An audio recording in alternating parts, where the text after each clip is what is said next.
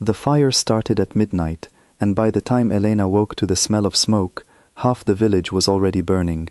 She ran outside in her bare feet, her heart pounding, and saw the sky glowing orange above the rooftops. People were screaming. Wolves in human form rushed past her, pulling children by the hand, shouting for everyone to head to the eastern gate.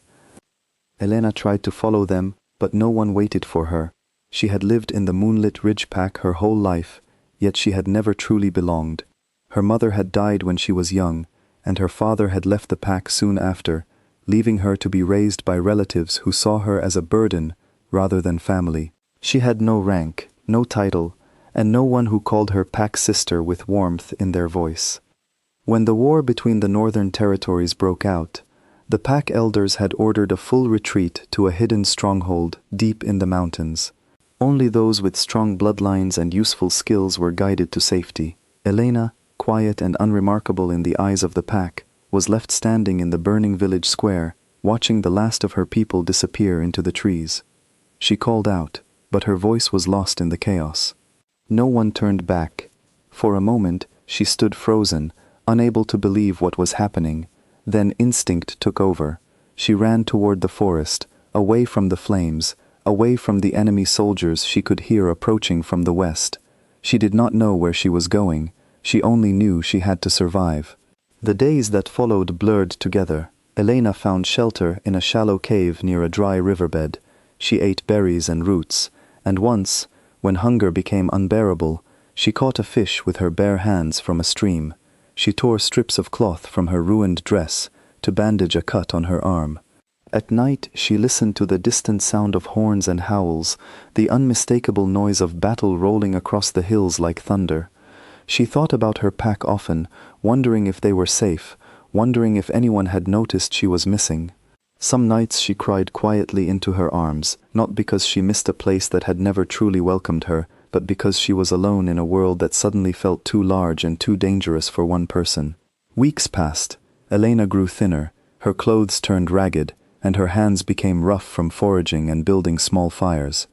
She learned to move quietly through the woods, avoiding patrols from both sides of the war.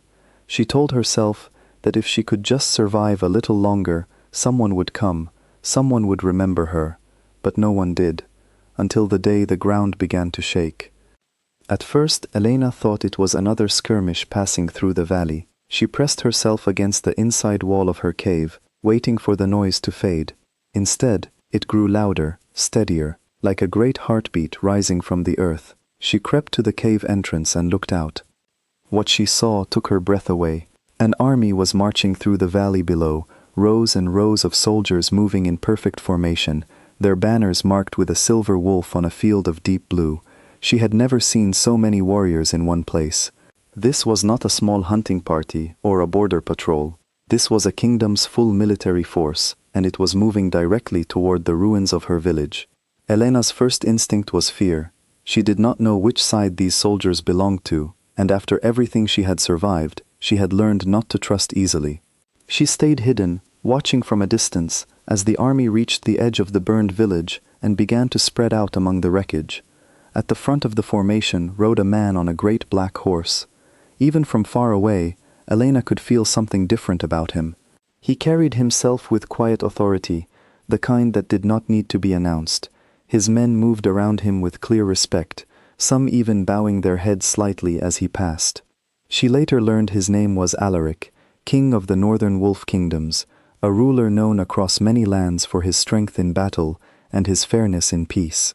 He had spent years securing alliances and protecting his people from the growing conflicts that threatened to consume the north. Few had ever seen him show mercy to enemies, and fewer still had seen him show interest in matters outside his kingdom's borders.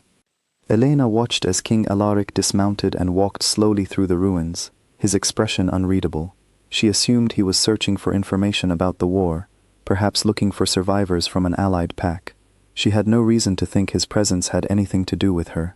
Then, without warning, he stopped walking. He lifted his head and turned, very slowly, toward the exact spot where she was hiding.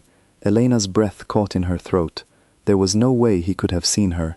She was too far away, too well hidden behind the rocks and brush at the cave entrance.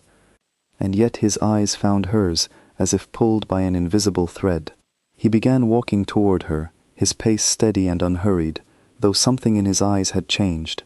Elena backed further into the shadows, unsure whether to run or stay still. Her heart pounded so loudly she was certain he could hear it from where he stood. When he finally reached the entrance of the cave, he did not speak right away. He simply looked at her, taking in her thin frame, her torn clothing, the dirt and scratches on her skin, the exhaustion in her eyes. For a long moment, neither of them said a word. Then, quietly, he said, "I have been searching for you longer than you know." Elena stared at him, confused and wary. "I do not know you," she said, her voice hoarse from disuse. "No," he agreed gently. "But I have felt you. For 3 years I have felt a pull in my chest that I could not explain, a presence calling to me from somewhere far away. I told myself it was nothing. Duty to my kingdom came first, and I buried the feeling beneath endless meetings and battles and treaties. But when word reached me that Moonlit Ridge had fallen and its people scattered, that pull became impossible to ignore. I had to know." Elena shook her head slowly. "Know what?" "That you were the reason for it," Alaric said. "You are my fated mate, Elena." The words hit her like a wave.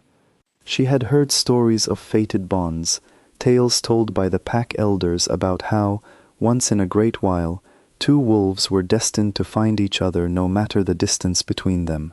She had always thought such stories were meant for other people, people with families who loved them, people who mattered. Not for someone like her, someone left behind without a second thought. "That cannot be true," she whispered. "I am no one. My own pack did not think me worth saving." Something dark passed over Alaric's face at her words, though his voice remained soft. "Then your pack was wrong," he said, "and they will answer for it." He extended his hand to her, not as a king demanding obedience, but as someone offering shelter to a person who had been through more than anyone should have to endure alone. Elena hesitated, staring at his outstretched hand, torn between years of learned distrust and the strange, undeniable warmth she felt radiating from him. Slowly, she reached out and took it. The moment their hands touched, something settled inside her, a feeling she had never experienced before, like a missing piece of herself finally clicking into place. She did not understand it fully, but she trusted it more than she had trusted anything in a long time. Alaric led her out of the cave, and as they walked together toward his waiting army, every soldier turned to look. Word spread quickly through the ranks, whispered from one warrior to the next. The king had found his mate. He called for his healers immediately, ordering them to tend to her wounds with the same care they would give to royalty, because in his eyes, that was exactly what she was. Elena was given warm food, clean clothes, and a soft place to rest for the first time in weeks. She slept without fear for the first time since the fire, knowing that an entire army stood watch outside her tent. In the days that followed, Alaric remained close to her, patient and steady, never pushing her to accept more than she was ready for. He told her about his kingdom, about the mountains where his people lived, about the responsibilities he carried, and the loneliness that came with leading alone for so many years. Elena, in turn, began to open up about her own life, the years of quiet neglect, the loss of her mother, the father who left without explanation. For the first time, someone truly listened. News eventually reached them that survivors from the Moonlit Ridge pack had been found hiding in the northern hills, including the very elders who had ordered the retreat that left Elena behind. When they learned that the Alpha King himself was in the region, they approached his camp seeking an alliance, unaware of who they would find standing beside him. The moment the pack elders saw Elena, dressed now in fine clothing, and standing confidently at the king's side, their faces went pale. They stumbled through explanations, claiming the retreat had happened too quickly, that there had been no time to search for everyone, that they had assumed she found her own way to safety. Alaric listened to their excuses in silence, his expression cold and unmoving. When they finished speaking, he said only one thing. "You had time to save yourselves. You simply decided she was not worth the effort." The elders had no answer for that, because there was none. Elena stepped forward then, surprising everyone, including herself. She did not shout or demand punishment. Instead, she spoke calmly, with a strength she had not known she possessed. "I forgive you for leaving me," she said, "not because what you did was right, but because I no longer need your forgiveness to know my own worth. I found it on my own, in a cave, in the woods, waiting for a rescue that never came from you." She turned to Alaric, but it came anyway. The elders were given a choice: retreat quietly and rebuild their pack far from the northern territories, or continue seeking an alliance under the king's watchful and unforgiving eye. They chose to leave. As the weeks passed, Elena's wounds healed, both the ones on her skin and the deeper ones she carried inside. She learned to trust the strange new life unfolding around her, to trust the soldiers who now greeted her with genuine respect, and most of all, to trust the steady presence of the king, who had crossed an entire war-torn land just to find her. One evening, as the sun set behind the mountains, Alaric took her hand and led her to a quiet place overlooking the valley where her old village once stood. The ruins were being cleared now, slowly transformed into a memorial for those lost during the war. "You do not have to decide anything today," he told her. "But I want you to know that wherever you choose to go, whatever life you choose to build, my kingdom and my heart are open to you." Elena looked out over the valley, thinking of the girl who had once stood alone in a burning village, forgotten and afraid. She thought of the weeks of hunger and fear, and the moment an army had arrived not for conquest, but for her. "I choose to stay," she said finally, "not because I have nowhere else to go, but because for the first time in my life, I feel like I am exactly where I belong." Alaric smiled, a rare and genuine expression that softened the hardened lines of a king who had spent years carrying the weight of his people alone. "Then let us build that life together," he said. Months later, Elena stood before the gathered nobles and citizens of the Northern Wolf Kingdom, crowned not as a broken survivor of war, but as their queen. She thought back often to the girl hiding in a cave, certain she had been forgotten by the world. That girl could never have imagined the life waiting for her, a life built on loyalty, patience, and a love strong enough to cross mountains and battlefields alike. Standing beside Alaric, with his kingdom around her and his hand steady in hers, Elena finally understood what it meant to belong somewhere completely.